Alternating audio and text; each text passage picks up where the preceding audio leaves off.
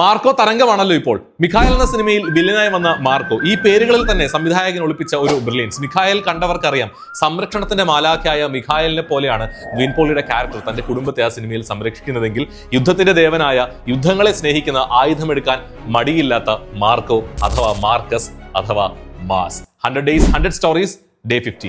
പഴയ റോമൻ ഇതിഹാസങ്ങളിൽ യുദ്ധത്തിന്റെ ദേവനായിരുന്നു Marcus. Wikipedia ഒന്ന് പരിശോധിച്ചാൽ മാത്രം മതി ചരിത്രത്തിൽ തങ്ങളുടെ സംഭാവനകൾ കൊണ്ട് പേര് ചേർക്കപ്പെട്ട എത്ര മാർക്കസ്മാരുണ്ടെന്ന് മനസ്സിലാക്കാൻ വേണ്ടിയിട്ട്. ശക്തരും നീതിമാന്മാരുമായ നേതാക്കന്മാരെ പിൽക്കാലത്ത് ദൈവങ്ങളായി ആരാധിച്ച് ശീലമുണ്ടായിരുന്ന റോമൻ ജനതയ്ക്ക് വേണ്ടിയിട്ട് റോമാ സാമ്രാജ്യം തന്നെ സ്ഥാപിച്ചെടുത്ത യുദ്ധവീരനായിരുന്നു മാർക്കസ്. റോമൻ ഇതിഹാസങ്ങൾ പ്രകാരം യുദ്ധങ്ങൾക്കപ്പുറത്തേക്ക് തന്റെ ജനങ്ങളെ ഒന്നായി ചേർത്തുകൊണ്ട് അച്ചടക്കത്തോടെ ശക്തമായ ഒരു സാമ്രാജ്യത്തെ സൃഷ്ടിച്ചെടുത്തത് അദ്ദേഹത്തിന്റെ നേതൃഗുണം ഒന്നുകൊണ്ട് മാത്രമാണ്. അതുകൊണ്ട് തന്നെ പഴയ റോമൻ ഇതിഹാസങ്ങളിൽ അവരുടെ കരുത്തിന്റെ പ്രതീകമായി, ധീരതയുടെ പ്രതീകമായി റോമാ സാമ്രാജ്യത്തിന്റെ പിതാവായി മാർക്കസിനെ അഥവാ മാർക്കോയെ കണക്കാക്കുന്നു.